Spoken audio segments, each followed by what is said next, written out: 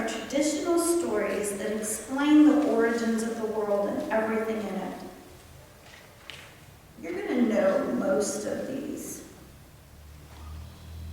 Not surprisingly, they are found in every culture and provide a sense of understanding and meaning to the world for that culture.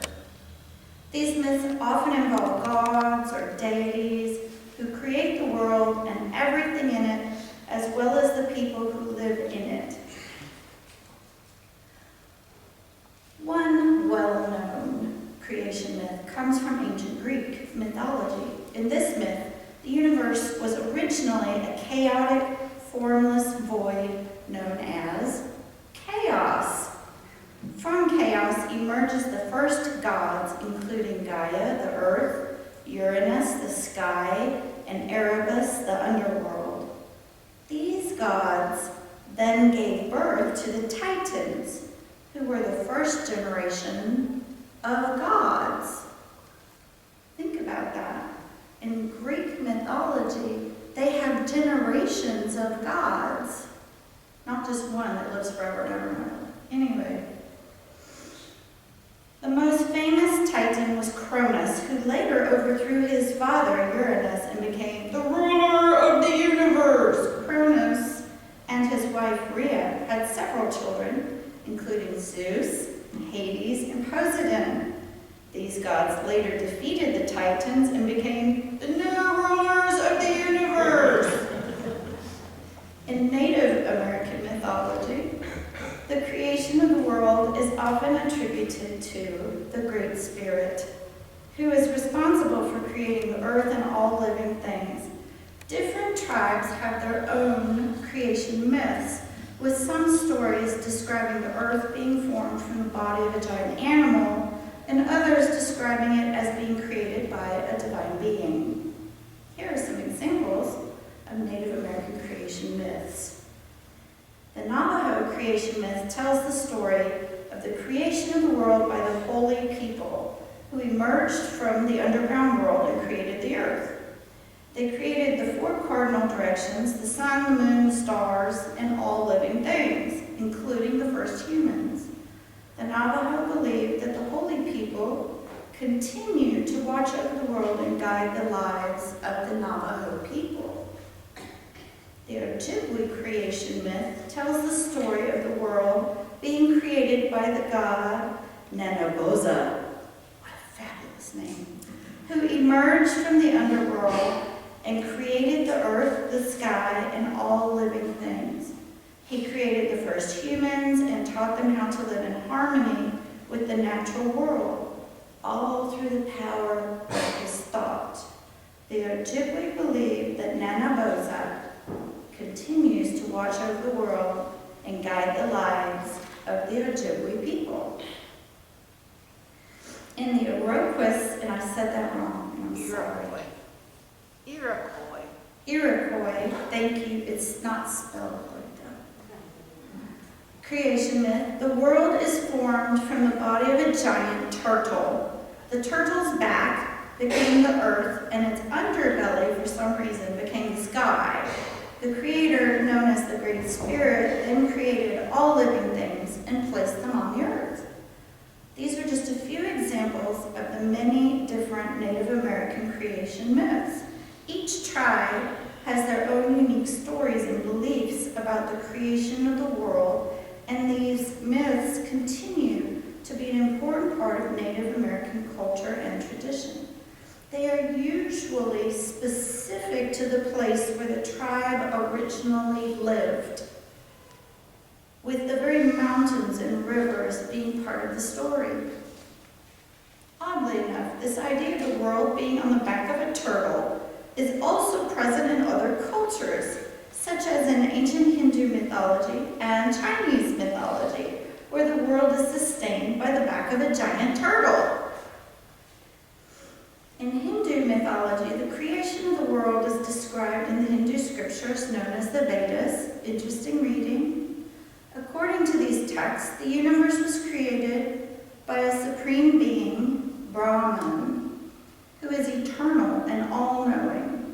Brahman manifested itself in different forms including the god Brahma. So it's like a diamond, and each facet is a different manifestation, but it's all one diamond. Let me find where I was at. The god Brahma is responsible for the creation of the universe.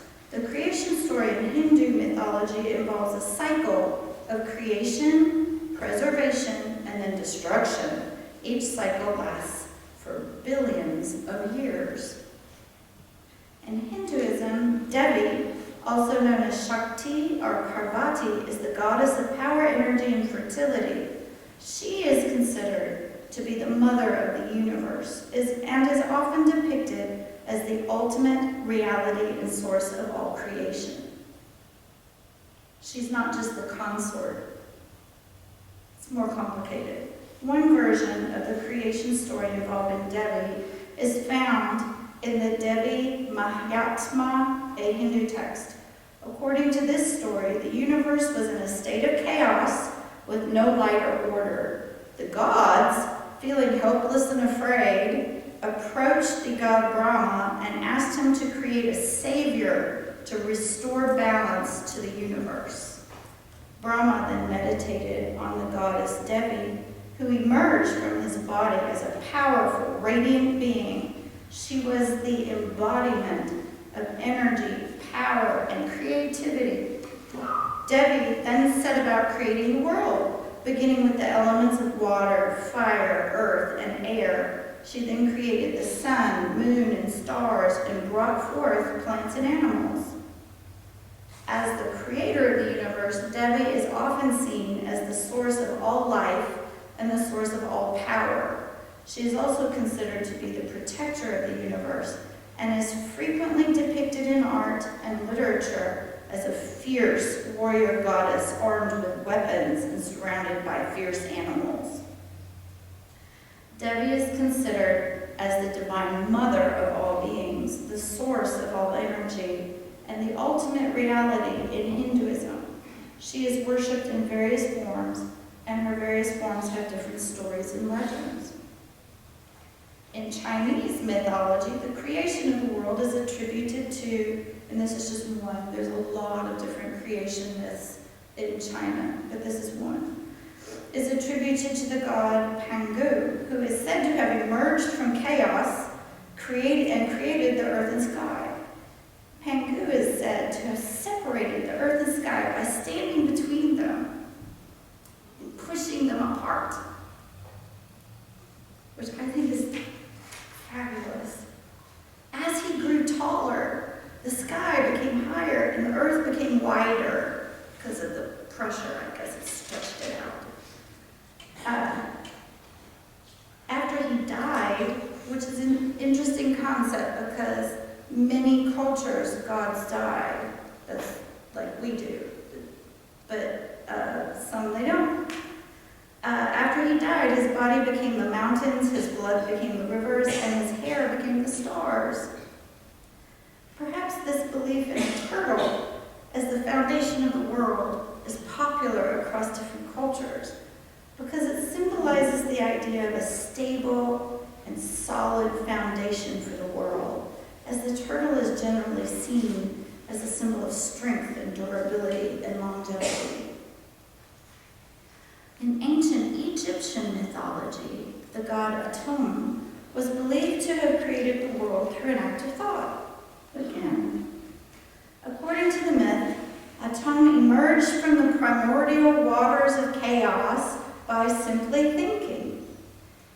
He created the god Shup and the goddess Tefnut, who in turn gave birth to Geb, the god of the earth, and Nut, the goddess of the sky. I think it's Nut. In this creation story, Nut and Geb were the children of the god of chaos, Nun. Nun created a cosmic egg from which the sun god Ra emerged. Nut and Geb were also born from this egg, with Nut becoming the sky and Geb becoming the earth. Nut was said to stretch over the earth as a protective roof, and she was often depicted as a woman with her body in a curved shape, representing the arch of the sky. Nut was also associated with the stars, and it was believed that the souls of the dead would ascend to the stars and dwell with her. It is said that Nut gave birth to the 5 visible planets: Osiris, Horus, Seth, Isis, and Nephthys. Too many consonants altogether. Nephthys. As well as 5 other deities who were born on the 5 days leading up to the annual flooding of the Nile. This ancient Egyptian creation story is one of the many examples of female goddesses as creators in myth.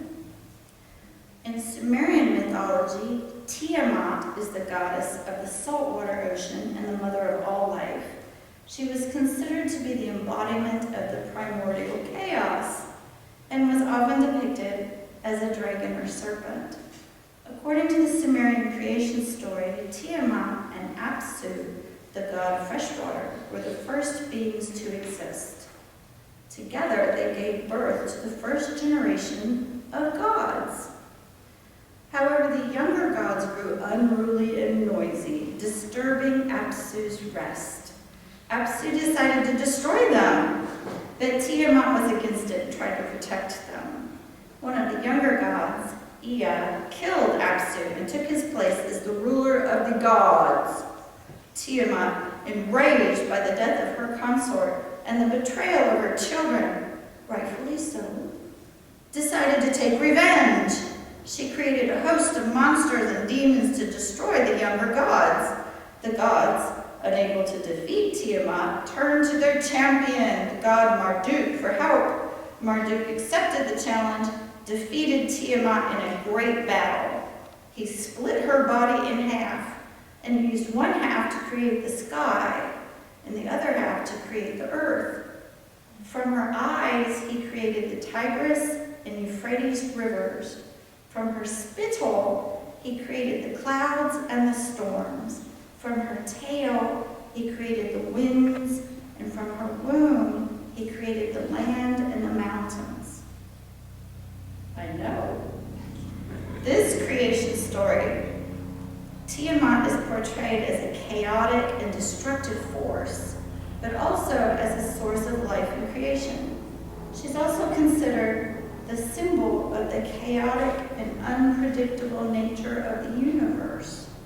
And her story is one of the many examples of female goddesses as creators in myth.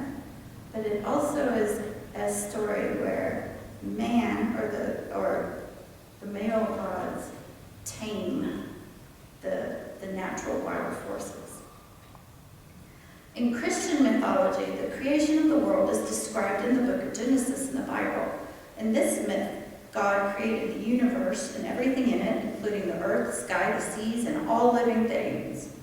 The story of the creation of the world is an important part of Christian mythology and is central to the belief system of many Christians. Overall, while there are many similarities between the creation myths from different cultures around the world, there are also many differences in the details and specific beliefs about the creation of the world and the role of the divine in the creation process. Several myths from different cultures involve deity or divine beings thinking the world into being. This idea is often associated with the concept of creation out of nothing. In many Native American myths, the Great Spirit is also said to have created the world through an act of thought. He created the first humans and taught them how to live in harmony with the natural world, all through the power of his thought. In some creation myths, the creation is seen as the outcome of a word of speech. In Hinduism, the god Brahma is said to have created the world by speaking the Vedas, the sacred texts of Hinduism. The act of creation is often seen as an act of divine speech. Overall, the idea of a deity or divine being creating the world through an act of thought or speech is a common theme in many religious and spiritual traditions, and is a way to understand the origins of the universe and everything in it. Creation myths are are an important part of every culture and provide a sense of meaning and order to the world. They offer a way for people to understand the world around them and their place in it. Much like the story for all ages that we listen to today, we all tell ourselves a personal creation story. I will now leave you with a question to ponder and discuss. Because we're going to do a little activity now, because I'm a teacher. And I can't just have you sit and listen. What is your personal creation myth that you think to yourself and say to friends when they ask you, where do you come from? This personal creation myth defines the very turtle you rest your feet on. It also defines who you think you are and why. So I want you to turn and talk to somebody that's near you who is not your spouse or your brother, sister, daughter, cousin, someone else, and share with them, where do you come from?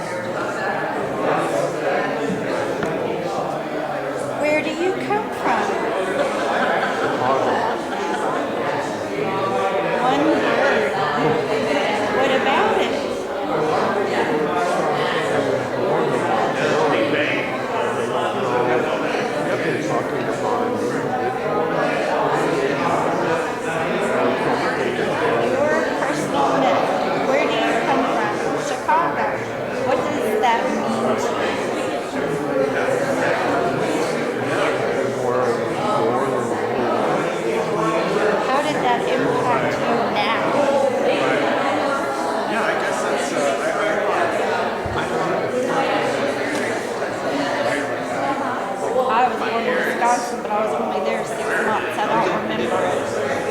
I grew up in Cincinnati, Ohio, but I remember waiting in the snow to get on the bus. My kids here that I teach have no concept of what that means. So that is a personal understanding of the world that I have that they cannot share with me. We would hollow out holes as the snowplows would come with these huge mounds next to the road, and we would hollow out holes in the mounds to get out of the wind. The bus couldn't even see us. It would stop, put its fingers on, and we'd all come running out of the snow to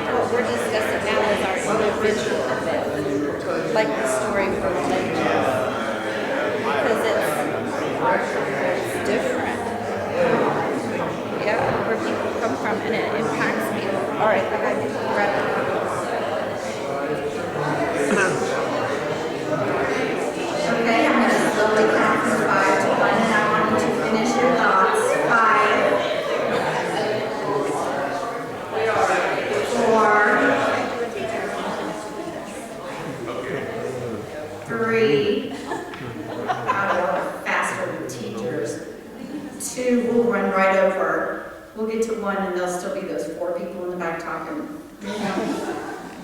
All right, do I have anybody that would like to share their personal creation myth with, you want to share your story quickly? All right, stand up and talk loud. Or do you want to, is that microphone on still? Yeah. All right, let's use that microphone. I want to hear. Remove your mask. You know who I am. Not everybody does though, Mom. I'm mom to her. To you all, okay. But Sharon and I were sitting there talking, and we came to the conclusion that it really doesn't matter. That her creation and my creation may be different, and it really doesn't matter. Because as long as my creation story works for me and hers works for her, then we're both good. Nice. Anybody else? No? Oh, Dad. See, he's Come on, Dad. This is retired PhD chemist John I guess we Haberman. might as well make this a family matter. One thing I've gotten very interested in recently is the idea of simulated reality. And I've looked into it to some extent. And I've even considered giving a program here about it. But at first I thought, oh, this is bizarre and pretty funny and got a good laugh out of it. Then I started looking into it much more seriously and decided, well, maybe there's something to it. And it's available on Wikipedia. I recommend you look it up. You can go online and find TED Talks about simulated reality or simulated universe.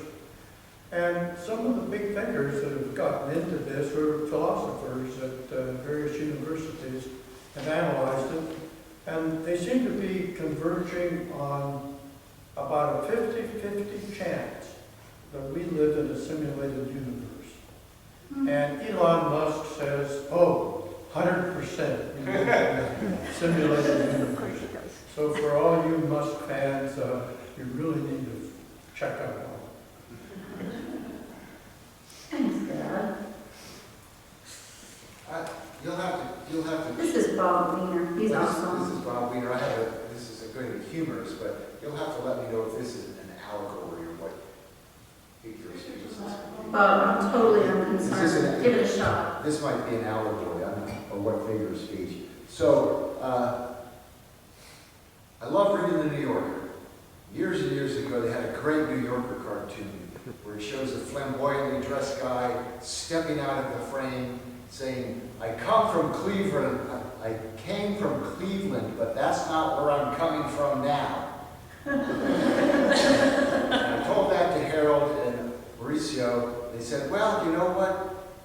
You might tell the audience that, the congregation that, because we're all evolving. We're all coming from someplace new every so often. Beautiful thing.